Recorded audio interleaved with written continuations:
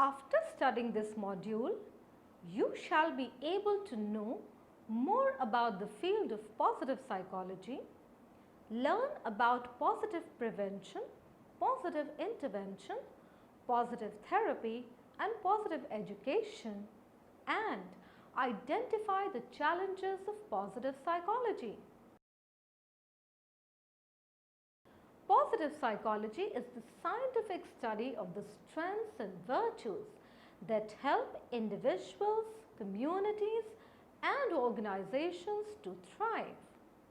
Some of the major topics of interest in positive psychology include happiness, optimism, mindfulness, flow, character strengths and virtues, hope, positive thinking, resilience, etc.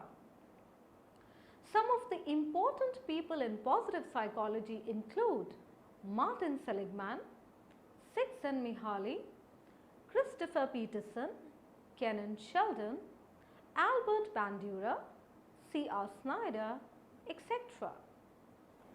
Positive psychology is very crucial in today's world, battling with wars, famines, unemployment and the increasing burden of mental illness.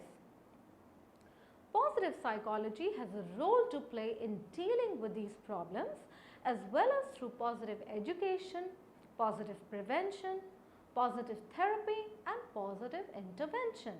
The burden of mental illness. The focus on the positive aspects doesn't mean that positive psychology researchers negate depression and mental illness as important issues within our society. The occurrence of depression is very worrying. Depression was 10 times higher in 2009 than it was in 1960, with the mean age for depression today being 14.5 as compared to 29.5 in 1960. At any one time, about 2% of the population is suffering from depression and 14% of us will experience depression by the age of 35 compared to 2% in the 1950s according to Keyes and Michael Eck. The results of the Global Burden of Disease study in 1996 found depression to be among the top 5 illnesses contributing to disability in life-adjusted years, which is the total number of years a person lives with disabilities. Mental illness costs the USA over $40 billion per annum, and this figure continues to rise. It has been estimated that up to 50% of us will experience some mental disorder in our lifetime. This is also a fact that once we have experienced a mental disorder, we are far more likely to experience another again in the future. The rise in documented occurrences could be due to the reduced stigma involved in seeking help for depression as well as to increased public awareness of mental disorders. Despite many breakthroughs, the burden of mental disorders is becoming more prevalent. The science of mental health is more concerned with repairing and healing the damage rather than preventing the damage. Also, even after treatment, there are many cases of relapse. It has also been found that the age of first onset of unipolar depression has decreased during the last century. Mental illness leads to reduced productivity in families, communities, and the workplace. It also leads to increased medical costs, lost wages, and disability claims. Major depression has been linked to increased risk of coronary heart disease and addictive disorders. Depression is also one of the leading causes of suicide. Positive psychology deals with this problem by focusing on positive education, positive prevention, positive therapy and positive intervention. Let us now understand positive therapy. Clinical psychology has devoted exclusive attention to psychopathology and viewed people through the disease model. Many critics are of the view that the uncritical acceptance of the medical model and over-reliance on medical concepts and language was the fatal flaw of clinical psychology.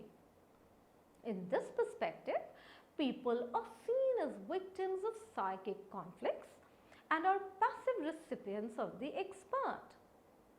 Positive psychology emphasizes the building of the following strengths in psychotherapy, like courage, interpersonal skills, rationality, insight, optimism, honesty, perseverance, realism, capacity for pleasure, putting troubles into perspective, future-mindedness and finding purpose. The Diagnostic and Statistical Manual. A positive clinical psychology can only be achieved by abandoning the language of illness and adopting the language of positive psychology. The barrier that comes in the way is that the illness ideology is inherent in the Diagnostic and Statistical Manual of Mental Disorders. The DSM's classification and organization of pathology is exactly the opposite of the view endorsed by positive psychology. Many psychologists believe that, like other social constructions of race, gender, etc., our concepts of normality and abnormality are tied to social values and the contextual rules derived from these values. With each DSM revision, the boundaries of mental disorder have been expanded, leading to a more pathologized view of life and an increasing number of people diagnosed with mental disorders. In fact, almost every problem of human living has been pathologized. Therefore, any pattern of thinking, feeling, or behaving that deviates from the social norm is considered disruptive or undesirable. The faulty assumptions of the DSM. A system of socially constructed categories is a set of facts about the world. The main issue here is the validity of these categories. We can distinguish between normal and abnormal with the help of a clear criteria. Categories facilitate clinical judgment and categories facilitate treatment. The problems with the DSM. The main problems associated with DSM are: affixing a label leads to ignoring the differences within the labeled group. It also leads to de-individuation in the sense that the individual is no longer seen as unique, rather one of many carrying that label. Another problem is the fundamental negative bias and neglect of environmental conditions. Positive psychotherapy contrasts with standard interventions for depression by increasing positive emotion, engagement, and meaning rather than directly targeting depressive symptoms. Due to overemphasis on problems, though psychology has done well in ameliorating a number of disorders, it has lagged behind in enhancing human positives. The positive psychotherapy rests on the hypothesis that depression can be treated effectively by reducing its negative symptoms and by building human emotions, character strengths, and meaning. It is assumed that directly building these positive resources may successfully counteract negative symptoms and may also buffer against their future relapse. In the last 6 years, the field of positive psychology has made significant scientific gains in analyzing the nature and benefits of these targets. Positive psychology offers an alternative worldview. It emphasizes well-being, satisfaction, happiness, talent, perseverance, wisdom, responsibility, etc. It helps in making people more self-directed. Mental health promotion has not been given much attention as an end in itself. Subjective well-being refers to individuals' perceptions and evaluations of their lives in terms of their psychological functioning, affective states, and social functioning. Sometimes, positive mental health is used synonymously with subjective well-being. Psychological well-being encompasses self-acceptance, personal growth, purpose in life, environmental mastery, autonomy, and positive relations with others. Social well-being involves social acceptance, social actualization, social contribution, social coherence, and social integration. Positive education is defined as education which is meant to inculcate both traditional skills and happiness. The main argument for positive education can be made by the fact that there is a high prevalence worldwide of depression among young people and a small rise in life satisfaction. The prevalence of depression among young people is shockingly high worldwide.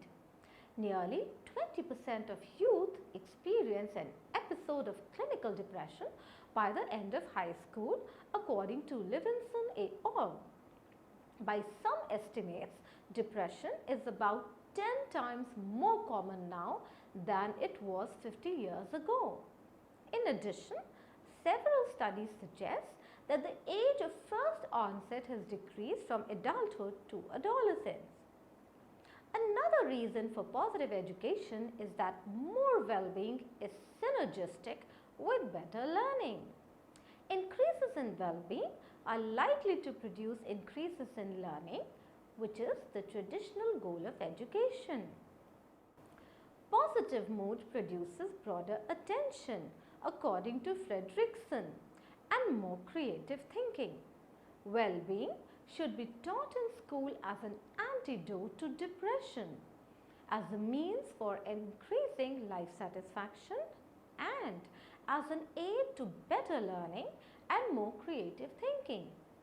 Because most young people attend school, schools provide the opportunity to reach them and enhance their well-being on a wide scale. Schools are an excellent location for taking up well-being initiatives. Positive health refers to well-being beyond the mere absence of disease. Positive health aims to empirically identify health assets by determining factors that predict health and illness. Biological health assets might include high heart rate variability, cardiorespiratory fitness, etc. Subjective health assets include positive emotions, life satisfaction, hope, optimism, and a sense of meaning and purpose. Functional health assets include close friends and family members, a stable marriage, meaningful work, participation in a social community, as well as the ability to carry out work, family, and social roles. Hence, positive health is the empirical study of health assets. A health asset is an individual factor that produces longer life, lower morbidity, better prognosis when illness occurs, high quality of life, etc.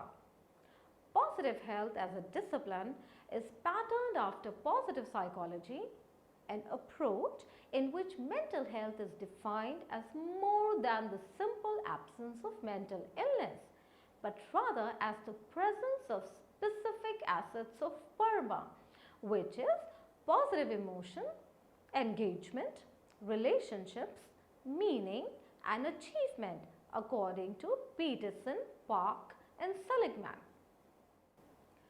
Positive health is related to three existing approaches concerned with good health. That is, disease prevention, health promotion and wellness. One of the triumphs of modern medicine and public health has been the direct and indirect targeting of the causes of disease and injury. Health promotion helps people in striving for optimal health, which refers to a balance of physical, emotional, social, spiritual and intellectual fitness. Wellness is the condition of good physical and mental health, especially when maintained by proper diet, exercise and habits according to Dunn. Positive intervention. The main interventions in positive psychology are aimed to nurture the three routes to happiness, that is, pleasure, gratification and meaning. Positive emotions are increased by exercises that increase gratitude, savoring, optimism and that challenge discouraging beliefs regarding the past. Interventions that increase the good life identify participants' signature strengths and use them more often and in creative new ways. Meaningful life interventions aim toward identifying and connecting with something larger than themselves by using their signature strengths. Positive psychologists have developed a number of techniques which are called positive psychology interventions that can make us happier. Such interventions include well-being enhancing activities such as writing a gratitude journal, being kind to others and identifying personal strengths. These interventions boost mood immediately and are also very effective in improving physical and psychological health in the long term. They help by encouraging the development of resilience, insight, sense of purpose, optimism and altruism. Positive psychology has traditionally conceptualized authentic happiness as a mix of hedonic and eudaimonic well-being according to Seligman and Csikszentmihalyi. Hedonic happiness encompasses high levels of positive affect and low levels of negative affect in addition to high subjective life. In addition to high subjective life satisfaction, focusing exclusively on personal weakness and damages has made science poorly equipped to do effective prevention. There are three main topics that run in the main contributions to positive psychology. The first is related to positive experience. The hedonic quality of current experience is the basic building block of a positive psychology according to Kahneman. Other major contributions are Diener's work on subjective well-being, Massimini and Delphave's on optimal experience, Peterson on optimism, Myers on happiness, Ryan and Desai on self-determination. Taylor et al. And Salovey et al.'s study on the relationship between positive emotions and physical health. The second main thread is the theme of positive personality. These approaches see human beings as self-organizing, self-directed, adaptive entities. Ryan and Desai's focus on self-determination, Baltes and Staudinger on wisdom, Valent on mature defenses, Lubinsky and Benbow, Simonton, Winner, Larson and Gardner, Michelson and Solomon focus on exceptional performance, creativity and talent. Some of these approaches adopt a developmental perspective. The third thread that runs through these contributions is the recognition that people and experiences are embedded in a social context. Thus, A positive psychology needs to take into account the positive community and positive institutions. Buss and Massimini and Delfave describe the evolutionary milieu that shapes positive human experience. Myers describes the contributions of social relationships to happiness, and Schwartz reflects on the need for cultural norms to relieve individuals of the burden of choice. Larson emphasizes the importance of voluntary activities for the development of resourceful people, and Finner studied the effect of families on the development of talent. All these contributions look at behavior in its ecologically valid social setting. Positive prevention. The job of psychologists is prevention of problems like depression, substance abuse, etc. This goal cannot be achieved by following the disease model. Rather, this can be attained by building competencies and strengths. Prevention in psychology also focuses on building these strengths. Positive psychologists believe that possessing certain human strengths can provide a buffer against mental illness.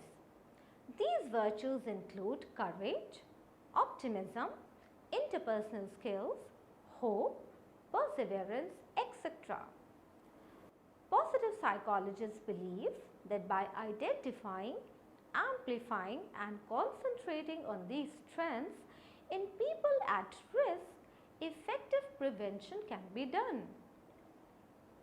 Theories and practices based on positive psychology are able to prevent many major emotional disorders. This not only enhances individuals' physical and mental well-being, it also reorients psychology to its two neglected goals of making normal people stronger and more productive, as well as making high human potential actual. Let us now understand the challenges for the future. In today's world, people are facing very tough challenges in the form of global warming, natural disasters, economic recession, terrorism and threat of war. A question then arises that in a world full of so many horrors and sadness, what is the place of a science based on testing, happiness, well-being, personal growth and the good life? Positive psychology is often criticized for being a selfish psychology, though this is quite untrue. Positive psychology has been able to give the scientific community, society and individuals a new perspective on existing ideas, as well as providing empirical evidence to support the phenomenon of human flourishing. Positive psychology has also challenged the deficit approach to living while connecting its findings to many different disciplines. The main issues and challenges for the field of positive psychology are as follows: the calculus of well-being, the development of positivity, neuroscience and heritability, enjoyment versus pleasure, collective well-being, authenticity, buffering, descriptive or prescriptive, realism, etc. It is believed that a psychology of positive human functioning will arise that achieves a scientific understanding and effective interventions to create thriving in individuals, families and communities. Positive psychology will understand and build those factors that allow individuals, communities and societies to flourish. Let us now summarize what we have learnt in this module. Positive psychology is the scientific study of the strengths and virtues that help individuals and communities and organizations to thrive. Despite many breakthroughs, the burden of mental disorders is becoming more prevalent. The science of mental health is more concerned with repairing and healing the damage rather than preventing the damage. Positive psychology deals with this problem by focusing on positive education, positive prevention, positive therapy, and positive intervention. Positive psychology emphasizes the building of the following strengths in psychotherapy, like courage, interpersonal skill, rationality, insight, optimism, honesty, etc. Positive education is defined as education which is meant to inculcate both traditional skills and happiness. Positive health refers to well-being beyond the mere absence of disease. Positive health is related to three existing approaches concerned with good health: disease prevention, health promotion, and wellness. The main interventions in positive psychology are aimed to nurture the three routes to happiness, that is, pleasure, gratification, and meaning. These interventions include well-being enhancing activities such as writing a gratitude journal, being kind to others, identifying personal strengths, etc. Prevention in psychology also focuses on building strengths. Positive psychologists believe that possessing certain human strengths can provide a buffer against mental illness. These virtues include courage, optimism, interpersonal skills, hope, etc. The main issues and challenges for the field of positive psychology are the calculus of well-being, the development of positivity, neuroscience and heritability, collective well-being, authenticity, etc.